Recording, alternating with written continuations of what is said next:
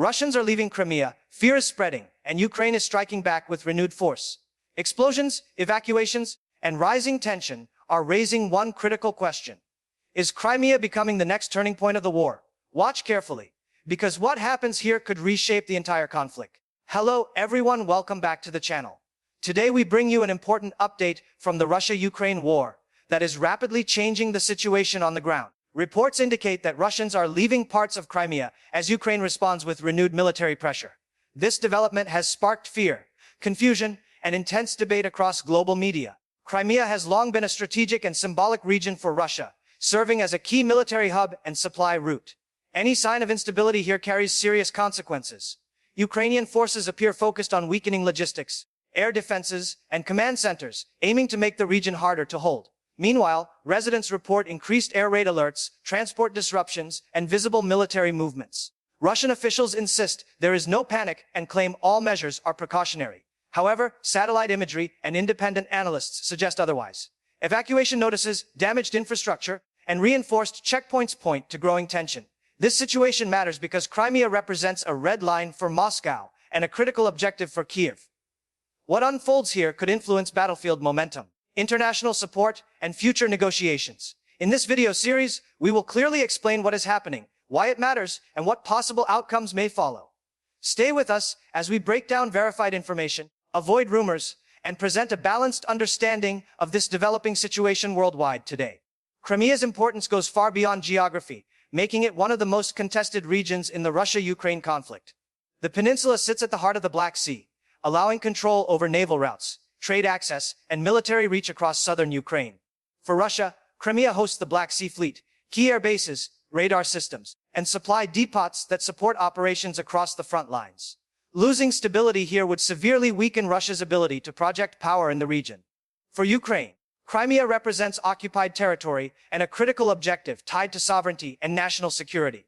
Any pressure on Crimea forces Russia to divert troops, air defenses, and resources away from other battle zones. This reduces Russia's flexibility and exposes vulnerabilities elsewhere. Additionally, Crimea holds political weight. It was annexed in 2014 and is deeply tied to Kremlin narratives of strength and legitimacy. Challenges to control damage both military capability and domestic perception. Economically, Crimea relies on transport links like bridges, ports, and railways that are essential for sustaining forces. Disruption of these routes increases costs and lowers morale. Internationally, Crimea remains unrecognized as Russian territory, keeping sanctions and diplomatic pressure alive. This combination of military, political, and symbolic value explains why even limited Ukrainian actions around Crimea trigger strong reactions. Understanding this context helps explain why recent movements and evacuations. Recent Ukrainian strikes did not emerge suddenly, but followed months of preparation and intelligence gathering. Ukrainian officials say the goal is to disrupt Russian logistics, degrade air defenses, and pressure command centers supporting operations in southern Ukraine. Key targets reportedly include ammunition depots, fuel storage sites, radar installations, and transport links connecting Crimea to mainland Russia. Increased use of drones and long-range missiles allows Ukraine to strike with precision while limiting risk to its own forces. Analysts note that timing also matters. As Russia rotates units and concentrates resources elsewhere, Ukraine seeks to exploit gaps and stretch defenses. Another trigger has been repeated attacks on Ukrainian cities, which Kiev frames as justification for proportional responses against military assets. Western-supplied intelligence and technology have improved targeting accuracy, making strikes more effective and visible. Social media footage and satellite images amplify their impact, shaping public perception. Russian authorities downplay damage, but emergency repairs and tightened security suggest concern. Importantly, Ukraine avoids publicly claiming civilian targets, emphasizing adherence to international law. This strategy aims to maintain international support while signaling capability. Together, these factors explain why the current wave of strikes feels different, coordinated, sustained, and focused on Crimea's role as a military hub during the ongoing conflict, influencing strategy, morale, diplomacy, escalation risks, and regional security calculations going forward now. Signs of evacuation and public anxiety in Crimea have become harder to ignore in recent weeks. Local residents and travelers report increased traffic leaving the peninsula, crowded transport hubs, and sudden shortages of tickets for ferries and trains. Social media posts show long vehicle lines near checkpoints and bridges, while some families quietly relocate valuables and relatives to safer areas. Although Russian authorities describe these movements as routine or precautionary, the scale and timing suggest growing unease. Schools in certain areas have reportedly shifted schedules, and some public events were postponed without clear explanation. Emergency services activity has increased, with more frequent drills and visible deployment of air defense systems. Satellite imagery adds further evidence, revealing fortified positions and damage near infrastructure sites. Independent analysts note that evacuation patterns often emerge before official acknowledgments in conflict zones. Fear spreads quickly when air raid alerts become regular and explosions are reported nearby. Information control makes it difficult to verify every claim, but consistent accounts from multiple sources strengthen credibility. Importantly, not all movement reflects panic. Some relocations are ordered for security reasons. Still, perception matters. When civilians believe a region is unsafe, morale drops and confidence in control weakens. This psychological impact can be as significant as physical damage. Combined, these indicators suggest Crimea is experiencing pressure that affects both military operations and civilian life. Russia's official response to developments in Crimea sharply contrasts with reports emerging from the ground. Government spokespersons and state media repeatedly insist that the situation is stable, controlled, and exaggerated by hostile sources. Authorities describe evacuations as voluntary or precautionary, emphasizing preparedness rather than panic. Military officials highlight intercepted drones, functioning air defenses, and uninterrupted governance. However, independent observations suggest a more complicated reality. Increased security checks, restricted access to certain areas, and temporary closures of transport routes indicate heightened alert levels. Repairs to infrastructure reportedly begin quickly after strikes, suggesting damage that officials rarely acknowledge publicly. Analysts argue that minimizing disruption helps Moscow avoid signaling weakness domestically and internationally. At the same time, local accounts describe inconsistent messaging, with some residents receiving informal guidance to relocate, while official channels deny urgency. This gap fuels uncertainty and speculation. Information control remains tight, making verification difficult. Yet patterns align with previous conflict behavior where states downplay setbacks. The contrast between confident statements and visible defensive measures raises questions about actual conditions. From a strategic perspective, Russia must balance reassurance with readiness, avoiding panic while preparing for further pressure. This balancing act becomes harder as incidents accumulate. Ultimately, perception shapes outcomes. When official narratives diverge too far from lived experience, trust erodes. In Crimea, that tension is increasingly evident, affecting morale, decision-making, and the broader information battlefield surrounding the conflict. Pressure on Crimea directly affects Russian supply lines, supporting operations across southern Ukraine. The peninsula functions as a logistical bridge, moving fuel, ammunition, spare parts, and personnel through ports, airfields, and rail corridors. When strikes damage depots or transport nodes, even briefly, downstream units feel the impact. Delays force rerouting, increase costs, and reduce operational tempo. Commanders must allocate additional air defenses to protect logistics, pulling assets from the front. The Kerch Bridge and ferry routes become choke points, vulnerable to disruption and congestion. Heightened inspections slow traffic, compounding shortages. Naval movements face constraints as ports tighten security. Air operations adapt by dispersing aircraft, which lowers sortie rates. Together, these adjustments erode efficiency. Ukraine's approach emphasizes cumulative effects rather than single decisive blows. Repeated pressure creates uncertainty, complicating planning cycles and maintenance schedules. Morale suffers when supplies arrive late or unpredictably. Internationally, evidence of strained logistics influences assessments of sustainability. Even if Russia compensates with stockpiles, redundancy has limits. Over time, the need to protect Crimea absorbs resources that could reinforce other fronts. This trade-off shapes battlefield dynamics. Understanding logistics explains why attention to Crimea matters beyond headlines. It is about endurance, resilience, and the quiet mechanics that determine momentum in prolonged conflict.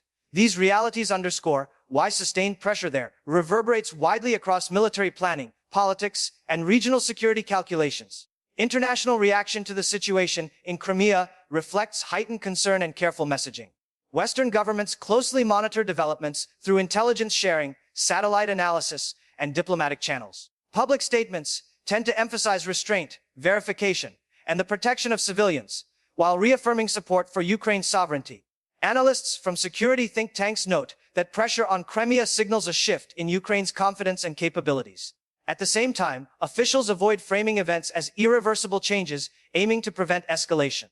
Neighboring countries around the Black Sea increase vigilance, reviewing airspace security and maritime safety. NATO leaders discuss readiness and deterrence, stressing that alliance forces are not directly involved. Russia's partners adopt cautious tones, calling for stability and dialogue while avoiding criticism.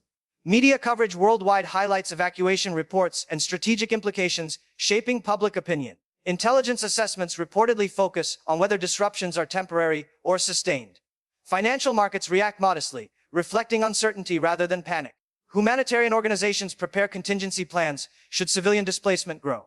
Diplomatic backchannels remain active, as miscalculation risks rise when symbols like Crimea are involved. Overall, the international response balances attention with caution. Support for Ukraine continues, but messaging avoids triumphalism. This calibrated reaction aims to manage risks while acknowledging that Crimea's status makes developments there unusually sensitive. How long this balance holds depends on whether pressure intensifies or stabilizes, influencing alliances, negotiations, and global perceptions of the conflict's trajectory going forward. The current situation in Crimea also raises serious concerns about escalation and miscalculation. Because the peninsula carries symbolic and strategic weight for Russia, pressure there risks provoking stronger responses. Military planners on both sides must consider red lines, signaling, and deterrence. Increased air defenses, naval patrols, and readiness levels elevate the chance of accidents or rapid retaliation. History shows that conflicts often intensify when contested territories are involved, especially when domestic audiences demand firmness. Russian leadership may feel compelled to demonstrate control, while Ukraine seeks to maintain momentum without triggering wider confrontation. This delicate balance shapes targeting choices and public messaging. Cyber operations, information campaigns, and diplomatic pressure complement military actions, expanding the battlefield beyond physical space. External actors worry that misinterpreted moves could draw in additional players or expand the conflict geographically. Communication channels therefore matter. Deconfliction mechanisms, even informal ones, reduce risk but are fragile. Escalation is not inevitable, but probability rises when stakes are high and trust is low. Analysts emphasize that restraint can coexist with pressure if actions remain limited and clearly framed. However, sustaining that clarity becomes harder as incidents accumulate. Understanding escalation dynamics helps explain cautious international responses and careful language. Crimea's sensitivity amplifies every move, making crisis management as important as battlefield outcomes. The coming period will test whether both sides can pursue objectives while avoiding steps that spiral beyond intended limits. Developments in Crimea also shape the prospects for negotiations and diplomatic engagement. Peace talks in prolonged conflicts often depend on perceptions of momentum and leverage. When one side appears to gain advantage, willingness to compromise can decline. Pressure on Crimea may strengthen Ukraine's bargaining position by signaling capability and resolve. At the same time, it can harden Russia's stance, especially when territory framed as non-negotiable is involved. Diplomats, therefore, watch not only battlefield outcomes, but narratives surrounding them. Messaging that emphasizes defense and legality leaves more room for dialogue than rhetoric of victory. International mediators consider timing carefully, knowing that talks initiated during peak tension rarely succeed. Humanitarian issues, such as civilian safety and infrastructure protection, sometimes provide entry points for limited agreements. Confidence-building measures, including prisoner exchanges or ceasefire windows, become harder when mistrust is high. Yet history shows that negotiations often resume after periods of escalation, not despite them. External pressure, sanctions, and incentives interact with military realities.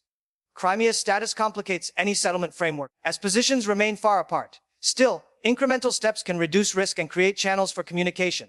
Observers stress patience and realism. Peace processes are rarely linear.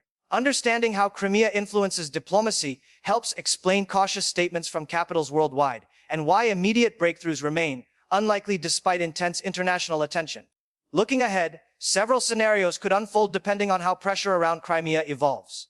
In one outcome, Ukraine maintains limited, targeted strikes that keep Russian defenses stretched without provoking major escalation.